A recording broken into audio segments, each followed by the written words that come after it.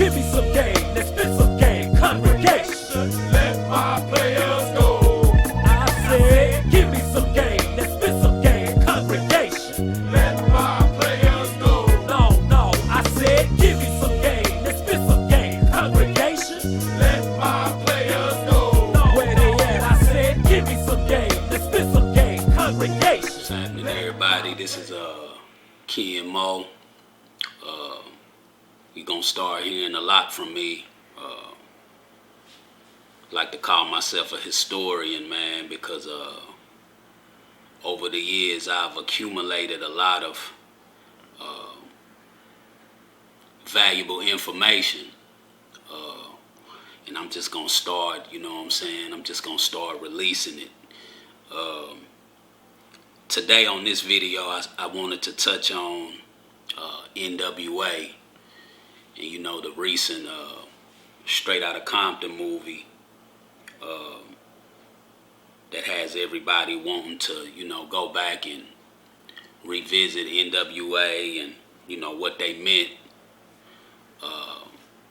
you know, the music and a lot of the behind the scenes. And you got a younger generation now too that are focusing on NWA, and at the same time they want to know what was real, you know, from what was false as far as the movie and what really happened. And since that was like one of the major players or one of the major groups, you know, in my era,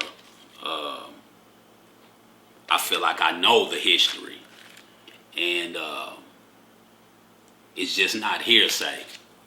You know, like I have the actual wax to books to magazines, so I'm not gonna come across as a person that's just talking hearsay. You know what I'm saying? I'm gonna bag it up with bibliographies and you know, actual facts. You know, because hey, in the lessons it says show and prove. You know what I'm saying? I don't go off of belief. You know, it's what I know and what can be proven. So I have the books because I've seen a lot of people have put out a lot of YouTube, you know, all these YouTube professors and all of this, man, and what they thought, and I hear a lot of misinformation. You know, before I get started, though, I do want to give a shout out to Red Pill and Black Dot out of Harlem, brothers that I check out, that I listen to, that everybody should check out and listen to. Was pretty much on point. First of all, I think we got to start it off by having a better understanding of the music business. You know what I'm saying? I did music for years. You know what I'm saying? Ran a record company. So you always want to get books like All You Need to Know About the Music Business. Donald S. Passman. One of the real ones. You know what I'm saying? The Business of Music by Sidney Shamel. Music, Money, and Success by Jeffrey Brabeck and Todd Brabeck. Kashif, one of the greatest R&B producers of all time, you know. Everything you better know about the record industry for artists, songwriters, producers, musicians, and music entrepreneurs. It's a must. And I used to go off of sound advice. The Musician's Guide to the Record Industry. Forget who wrote it. Let me see. Wayne Wadhams. Wadhams. So these are some of the books. So, you know, you always hear these stories about where we got ripped off, and well, it's a game set up to get ripped off. Years ago, I had wrote Pimp C a letter when he was incarcerated and probably 2 weeks later from him receiving the letter, he contacted me by phone. And one of the books that I put in the letter that he was interested in, and if you get his book that Julia Beverly just put out, or if you get one of the DVDs that they put out on Pimp C, after he had passed, you hear him talking about a book called Hitmen by Frederick Dannon. And this book really goes into the gangster things that they do in the music industry to take you for your publishing, your money, and all of that. So this is just not, when you see Straight Outta Compton and you see the TLC movie that came out like a year ago, and you hear about all these artists talking about, well, we didn't make no money. Well, this has been set up, man. You know what I'm saying? It's been going down, man, from when you go back to, you go all the way back to Lead Belly and all of those people, because all of the music that you hear nowadays is black music. Everything you hear is black music. From country music on up to hip hop, whatever it is, we started it. You know what I'm saying? But we never had the money or the means or the avenue. No, we did. We just never, we just never used it. We always felt like we had to go through other people. First and foremost, though, I want to start off sort of going through some of the inconsistencies and the things that may not have actually happened in the movie. First and foremost,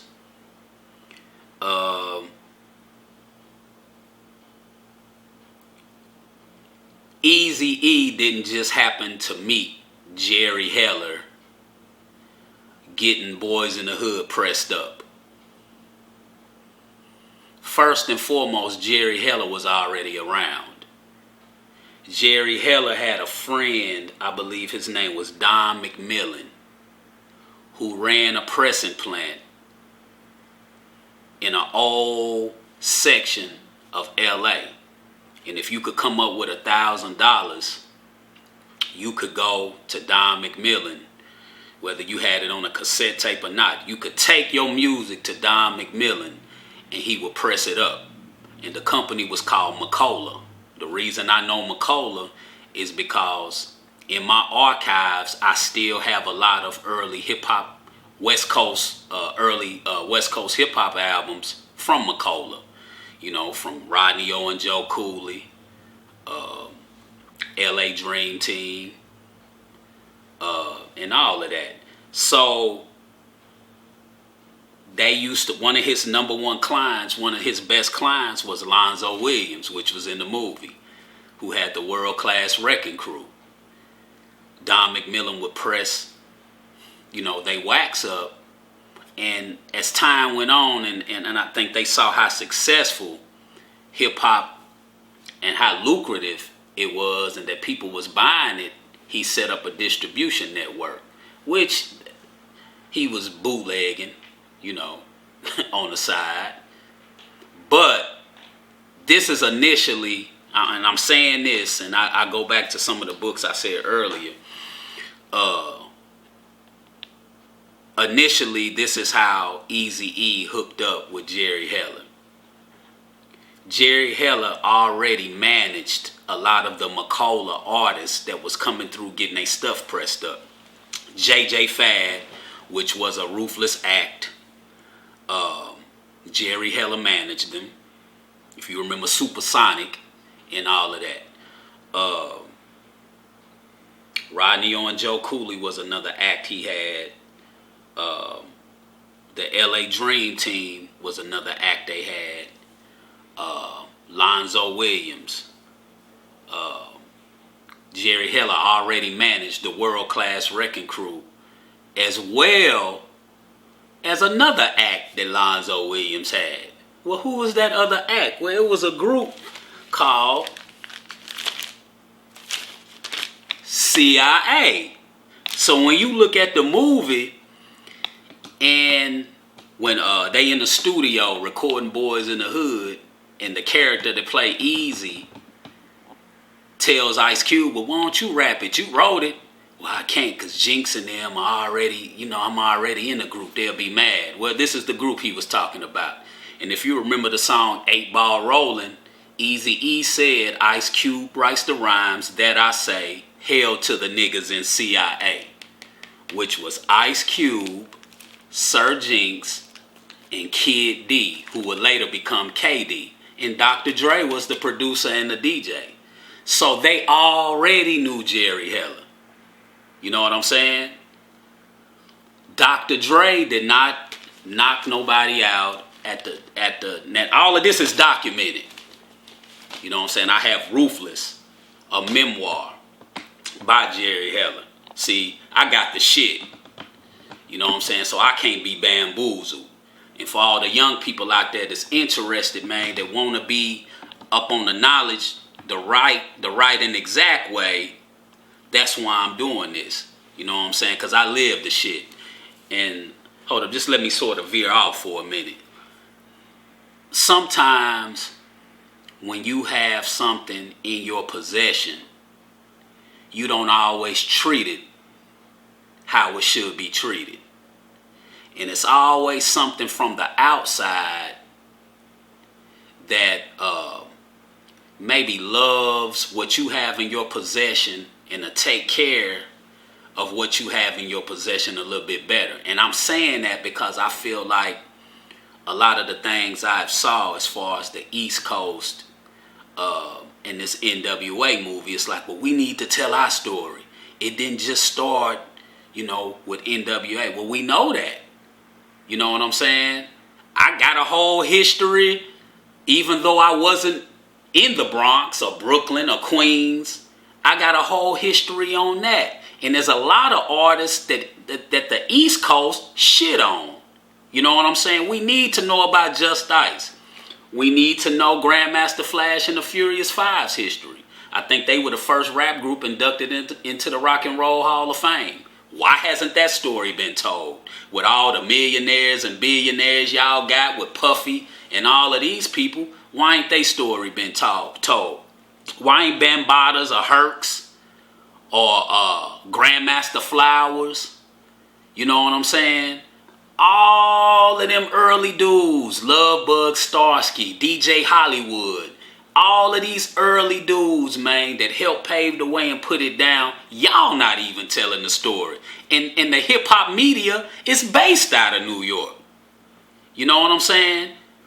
I cherished it all. And I was born, down south. Now I'm in the Midwest. And I could say from both areas, we embraced it all. We don't know.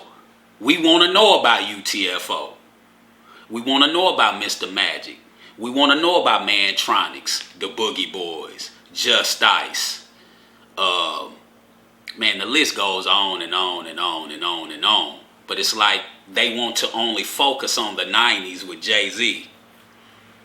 And you may hear a couple people talk about Rakim here and there. You know what I'm saying? But let's go back. But I ain't mean to digress. Let me get back to what I was saying. Jerry Heller had already been around. Crew Cut Records, which was Lonzo Williams' label, put out Ice Cube's group. You know what I'm saying? They put Cube's group out. So when you hear Cube in a movie talking about, I was already in a group, this is who he's talking about, CIA. As the story goes, what happened was Lonzo was getting tired of bailing Dre out of jail for parking tickets. So he said he wasn't going to do it anymore. Now this is verified through a documentary called Welcome to Death Row that you can pull up on YouTube or whatever, or find somebody who has a copy of it.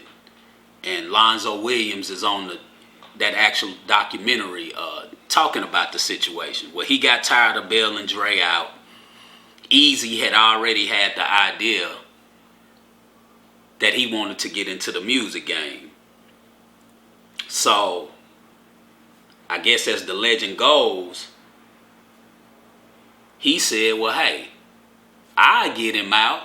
You just got to let him do some music for me. Because Dre had already been influenced by Lonzo bringing Run DMC into LA for the first time, him and DJ Yella. So he got Dre out. Then he wanted to meet Jerry Heller. So he paid Lonzo Williams $750 to meet Jerry Heller. He didn't get his records pressed up like in the movie, and Jerry said, hey, can I talk to you? He had already wanted this meeting to be set up with Jerry Heller. So he had paid Lonzo Williams $750, which impressed Jerry Heller that a young black man, you know, would pay just to get in the door from an individual who had been in the record industry for a while. So that's the legend. He paid $750 to meet Jerry Heller. I think another inconsistency in the movie was a lot of people didn't know Ice Cube had left NWA the first time to go to school to be an architect, I believe in Arizona somewhere. So at that time, MC Ren came in, and I have that 12-inch with Eazy-E's on the front with his Jordan outfit on. But MC Ren became the chief writer then. You know, Cube came back later and got back in the group. I don't think they touched on MC Ren enough, which he had a very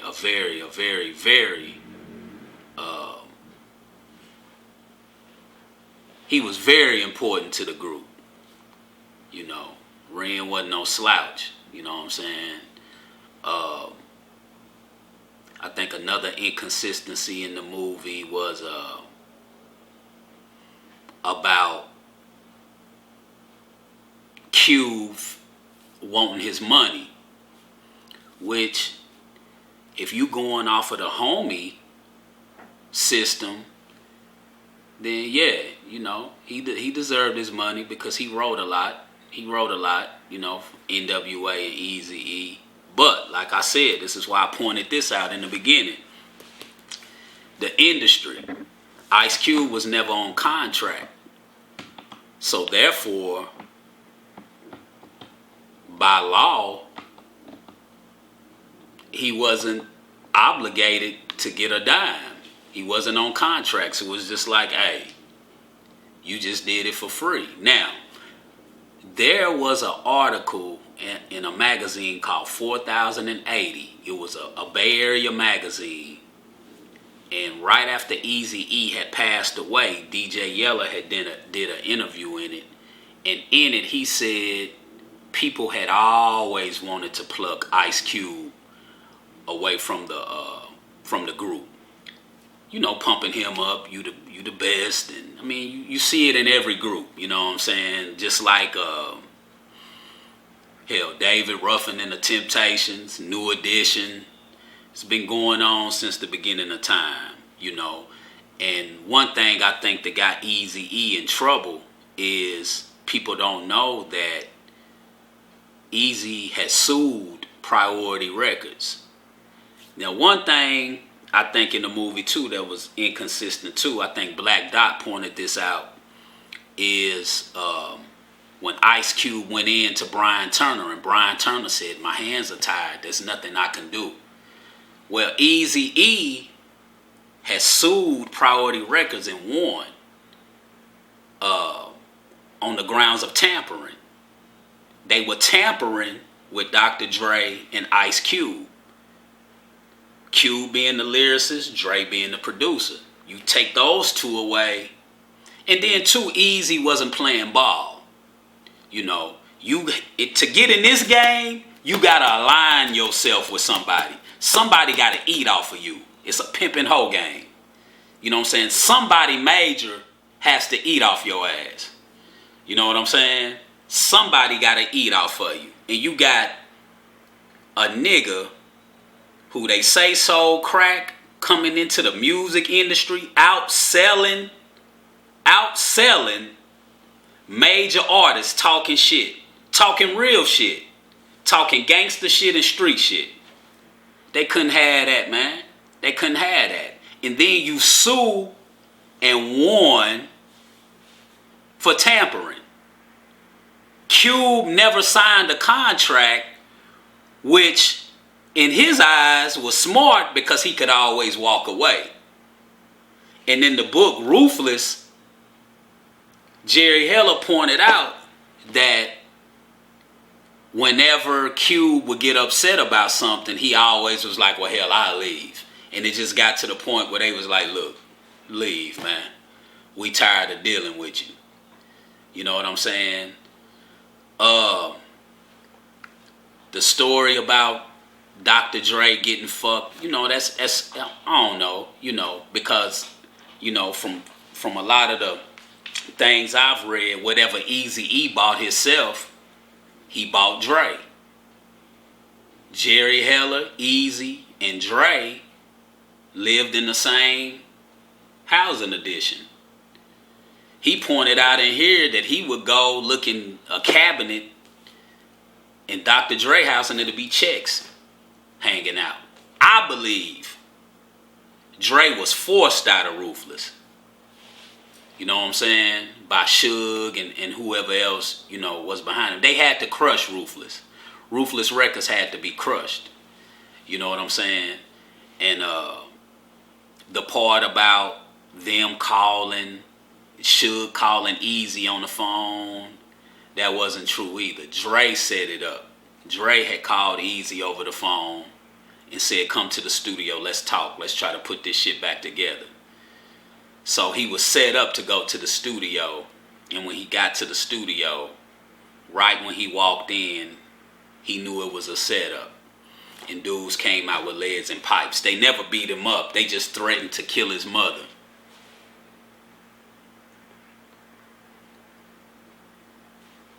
Yeah, they threatened to kill his mother. And said they had Jerry Heller in a van. So that's how Dre and them got let out of the contract. And I'm going to read a quote. This is from July 1994. Eazy-E, Source Magazine. It says, on September 2nd of last year, which would have been September 2nd of 93, a federal judge dismissed Ruthless Records' RICO suit against Death Row and Sony. Michael Borbay, the attorney for Ruthless, said that he is currently working on an appeal. Nothing is settled at all. The underlying case is still strong. He added that regardless of what happens with the RICO case, they filed a RICO lawsuit against Sony and Death Row at the time, where it says Ruthless is still going forward with a separate suit against Dr. Dre and Suge Knight for illegally obtaining Dre's release from Ruthless. Ruthless is claiming damages of more than $200 million as a result of Dre's leaving. Whether or not they win the suit, Eazy is not at a total loss. He gets paid. Now listen to this, y'all. They never pointed this out in the movie. Eazy didn't roll past the Chronic sign and start crying and like they showed in the movie. It said he gets paid off of every song that Dr. Dre makes because of an arrangement Ruthless made with Interscope Records, the label which put out Dr. Dre's The Chronic and Snoop Dogg's Doggy Style. According to documents obtained by the source, Interscope signed an agreement on December 3rd, 1992, recognizing Ruthless's contract with Dr. Dre. As part of that agreement, Ruthless assigned their rights to Dre as an exclusive artist and producer over to Interscope. In return, Interscope agreed to give Ruthless a certain percentage of the royalties they make off of anything Dre works on for Interscope. If Dre leaves Interscope, all rights to him as a producer and an artist revert back to Ruthless. Interscope declined to comment on the terms of their contract with either Dre, Death Row, or Ruthless. The bottom line, according to Easy, is that he continues to make bank off of Dre without having to do anything. Though his contract with Interscope prohibits him from disclosing exact figures, he did say this: "I probably make more off of Dre's albums than he does. He should have stayed with me and done his solo stuff. He'd be a lot better off." Now, there it is. Dre Day only make Easy's payday. You know what I'm saying? Easy said it in real motherfucking G's.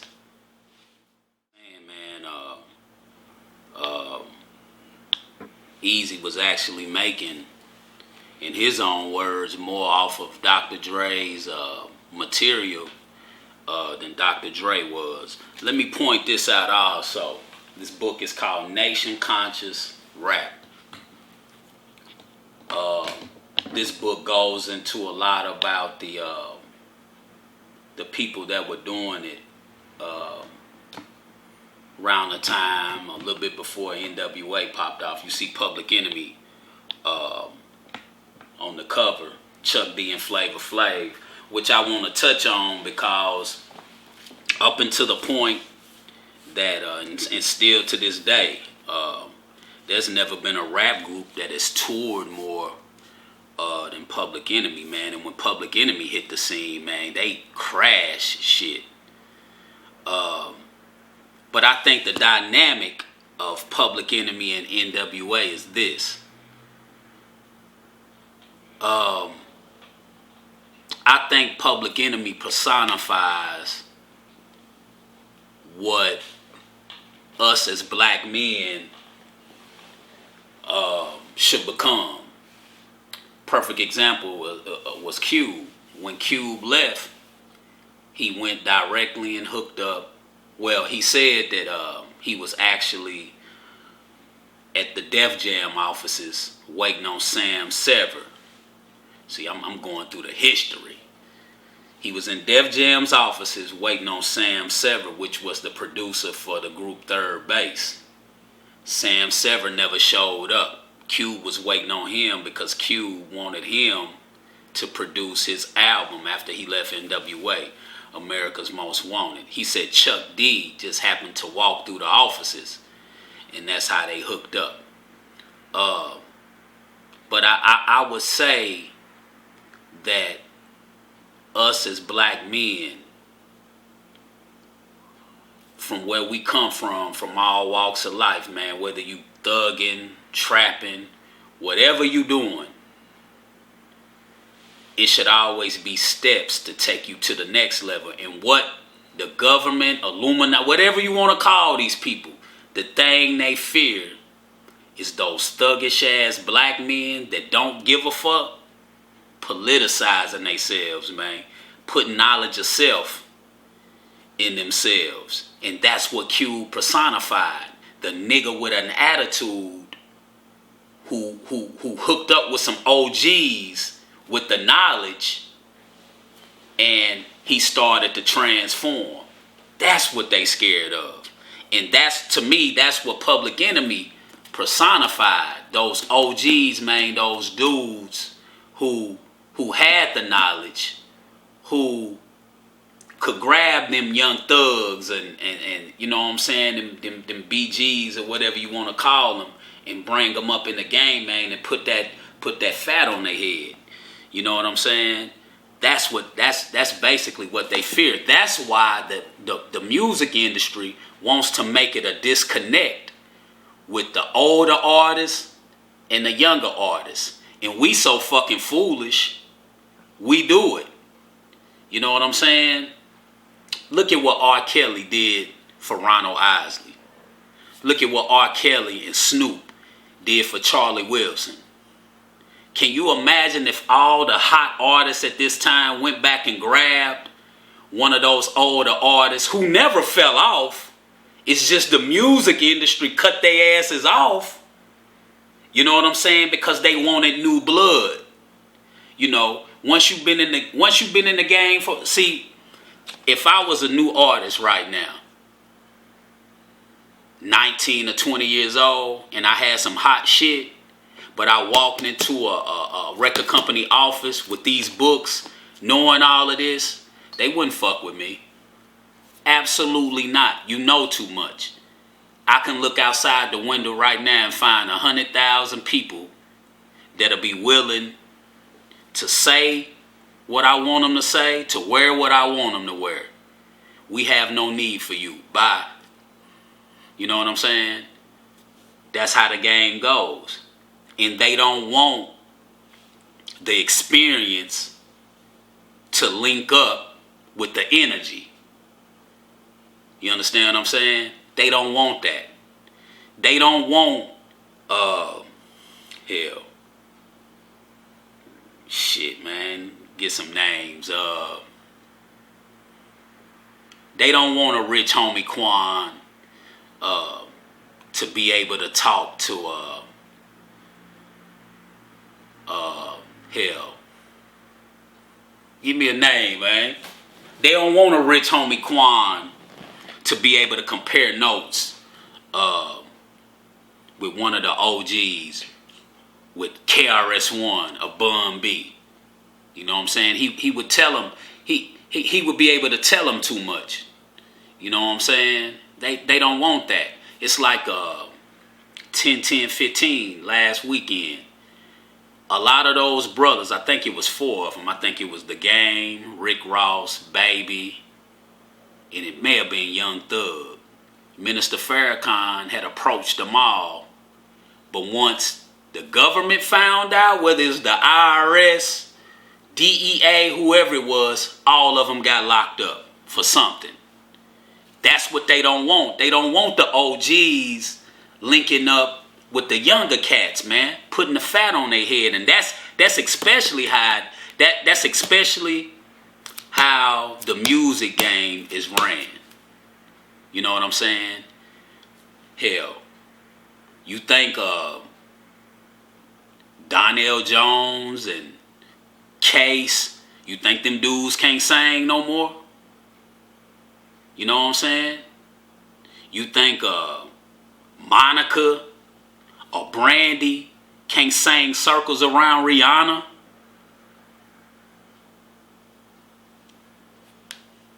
I'm just saying, you know, that's just how the game is. You know, it's not about the talent. It's about who we can put our ideas into and let them do our bidding. Who can be our puppets? You know what I'm saying? To sell product or to put our messages out. But yeah, I wanted to touch on that. You know, Cube was one of the artists that you know hooked up with Public Enemy, and it transformed. It just transformed his whole image and the message that he put across in his music, because he still had that gangster side, which you need, and he had that knowledge that he was getting from some OGs that pulled him to the side. You know what I'm saying? And that's the problem we got. Conscious community, whatever the fuck you want to call it, man.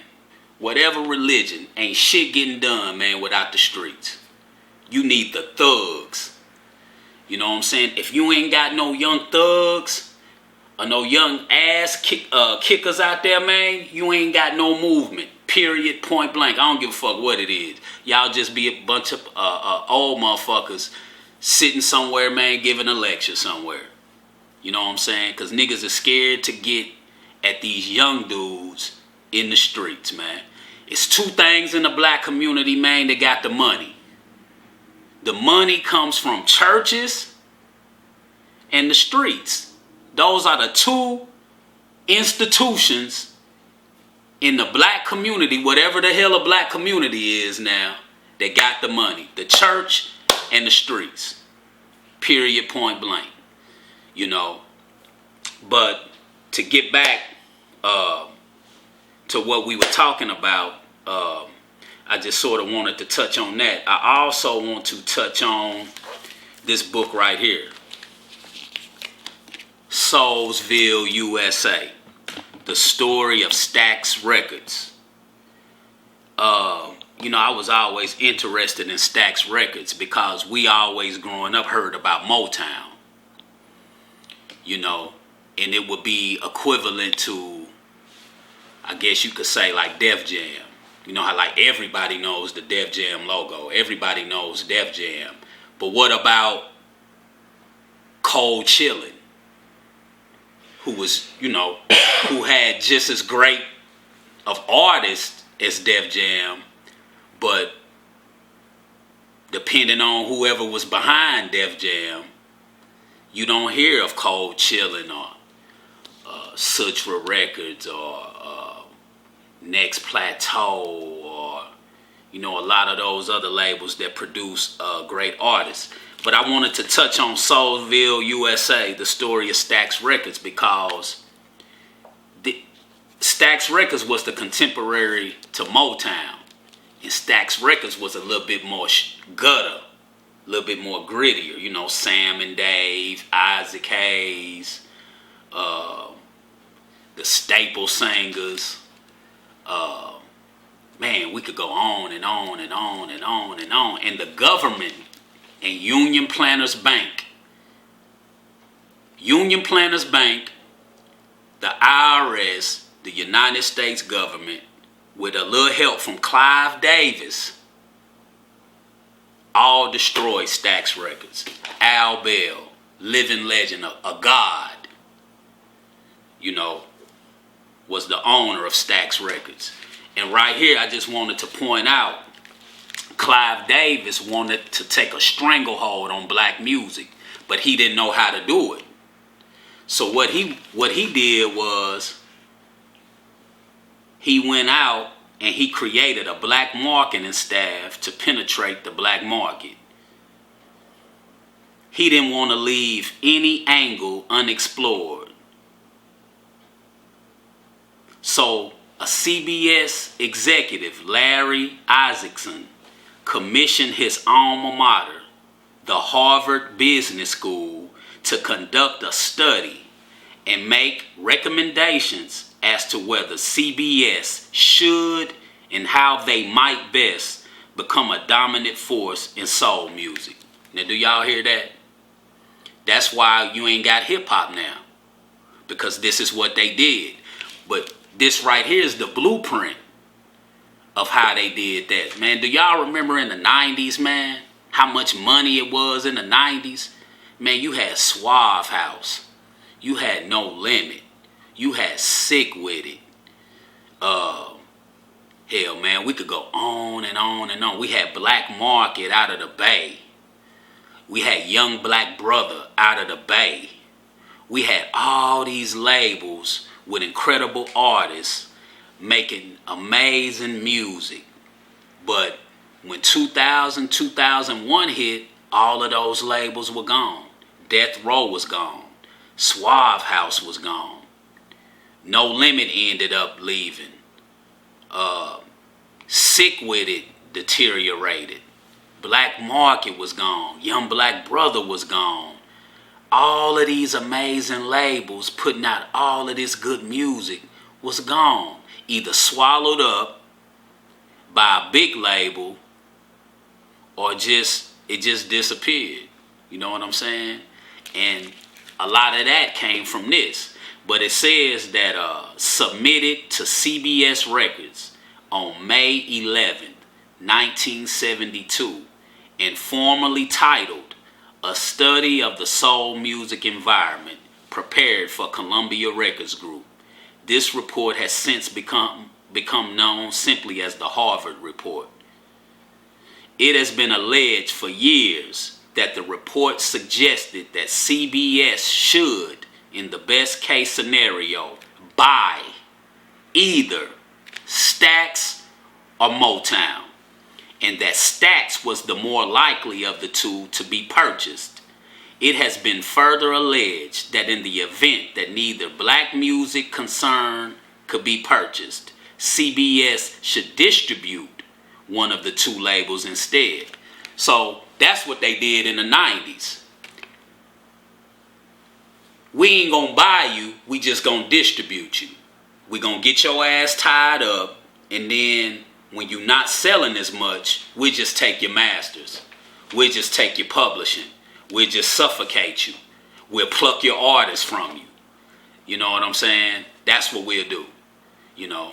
And I think that was the case of Big Boy Records. And right now I want to say rest in peace, Charles Big Boy Temple, out of New Orleans, Louisiana, who had one of the, biggest, strongest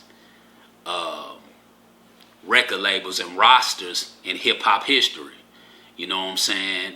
And once they dissolved Big Boy, look what happened. He had Mystical. He had the Ghetto Twins. He had Fiend. He had Precise as his in-house producer.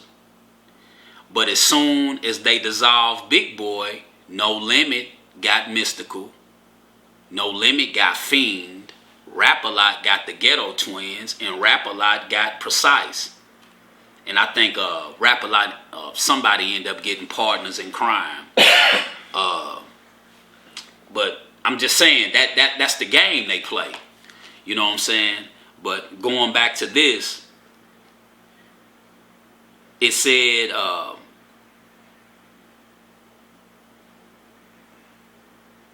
it was further alleged that in the event that neither Motown or Stax could be purchased, CBS should distribute one of the two labels instead. Once an ongoing relationship was established, CBS could position itself to be able to purchase the company sometime in the future. That's the game that Easy didn't play.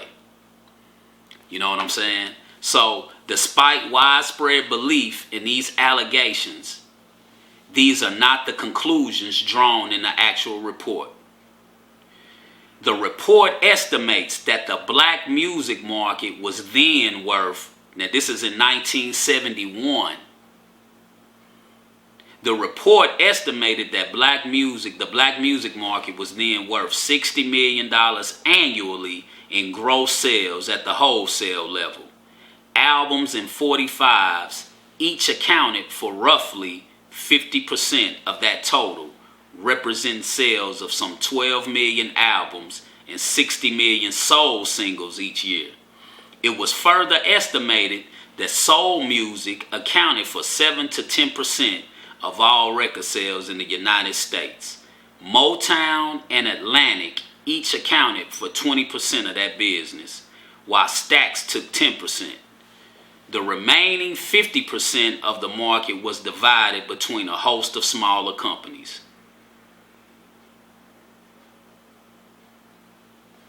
So, this is basically it, man. And you know, this is how they shut Stax down eventually and, you know, pluck their artists. And, you know, Stax going into the mid to the late 70s, going into the 80s, was gone.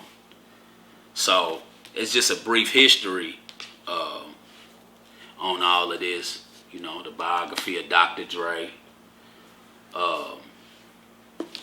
And yeah, you know, them, you know, making the play on Easy. What you do is you separate it, you know. And I think there were several things that actually got Eazy-E killed. One is he didn't play ball. Two was he was infringing on another situation, making capital off of another situation, making money off of another situation. You know, like I pointed out earlier, he made more money off of Dre's product because he was still under contract with Eazy. You know what I'm saying? The third thing was once they plucked Cube, once they plucked Dre, Easy bounced back even harder with Bone. He was still going. So they said, well, shit, man. We just gonna have to go on and take this cat out. Plus, years earlier, he had already sued his distributor Priority for tampering with Dre and Cube. You know what I'm saying? I think we fail to understand, you know, the impact of NWA. But I think the impact of NWA also hinges on Public Enemy also. Because those were the two powerhouses. And you got to remember, hell, NWA only did 2 albums, 2 full LP albums, which was Straight Outta Compton and Niggas for Life, and an EP, which was 100 Miles and Running. You know, I think the impact, you know, of NWA, and if you look at the tree, the family tree of the artists that they started, you know, it's just amazing. I think that I never sort of fell for the whole Ice Cube scenario, because we know how crooked this game is. You know what I'm saying? I think Jerry Heller was an easy target, you know, because some of the same artists that Cube had on his labels complained about him with some of the same practices. You know what I'm saying? And Jerry Heller always runs around, man, you know, like, hey, nobody ever sued me. You know, if you getting fucked, you can sue. You know, at least attempt to sue. You know, but overall, man, the movie was alright. You know, it was basically coming from Dre and Cube. But, you know, I just sort of wanted to point out some of the, you know, the inconsistencies. Eazy-E wasn't broke. He wasn't broke and selling weed and all that. I don't know where that came from. Even though I saw an interview on YouTube where it was Lil Easy, his son, and Yella. And when that part came up, Yella sort of looked at Eazy's son like, I was there, I know. So maybe it was some truth, you know what I'm saying, to that. But I know Eazy was working on video games. He had Bone.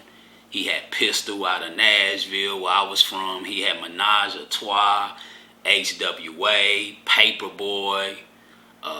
He had his own radio show. He was working on speakers, getting speakers and video games. So he was doing a lot, man. And, you know, and the thing about him being injected with AIDS, I could go for it. I believe it. You know what I'm saying? Just on how quick he did.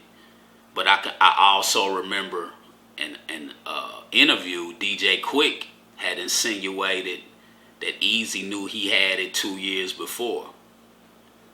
You know, and I believe it was on Doggy Style. One of those skits. You go back and listen, study it. One of those skits. I believe the skit right before Lottie Dottie. Somebody had made fun and insinuated, fuck Eazy, oh, HIV, AIDS having motherfucker. Yeah, yo, dad's easy come, easy go, and you hear a gunshot. So it's like people already sort of thought it and knew it. You know, but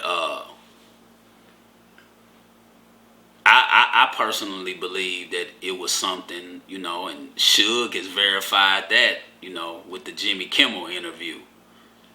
you know, that he had it. But I just sort of wanted to point out the inconsistencies, you know what I'm saying, with the movie. They didn't touch on the DOC a lot, which the DOC played a very important part in the group because he was one of the main writers and he had one of the greatest albums, hip-hop albums ever. And that was on Ruthless. And Ruthless had one of the greatest R&B albums ever of all time, and that's Miss Chalet's album. And we can't forget about JJ Fad with the Supersonic album, which went platinum or double platinum, you know, back then. We can't forget Yo Ma and Malky, a group that Yella produced on Ruthless, which they had the song For the Love of Money first, and they ended up taking the beat and giving it to Bone. So y'all pull that up. Yo Ma, YOMO, and Malky. Yo Ma and Malky.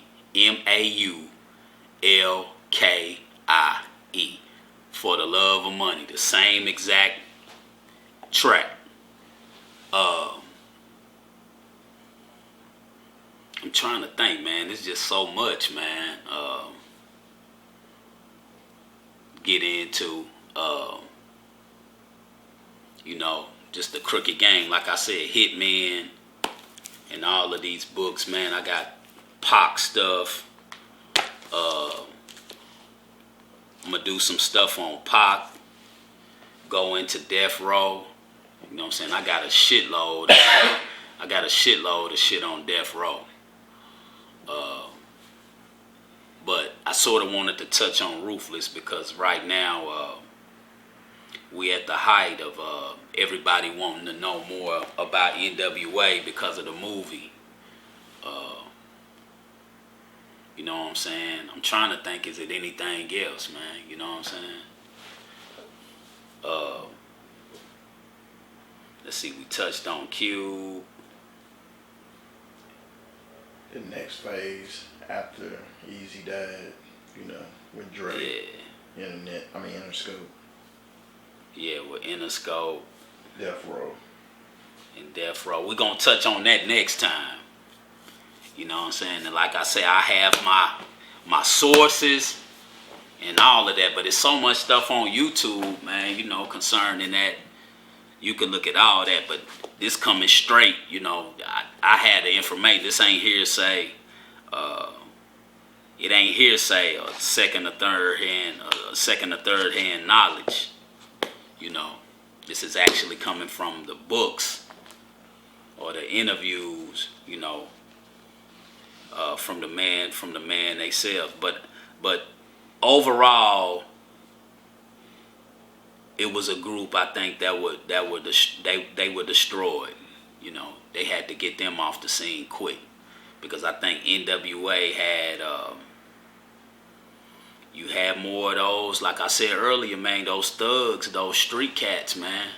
You know, they were tuned in to NWA, which then let those street cats be in tune to the Ghetto Boys and South Central Cartel and SIBO and MC8, you know, DJ Quick,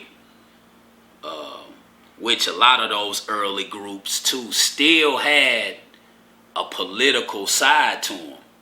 It wasn't just straight gangsterism, you know what I'm saying? So we got to remember that, man, you know.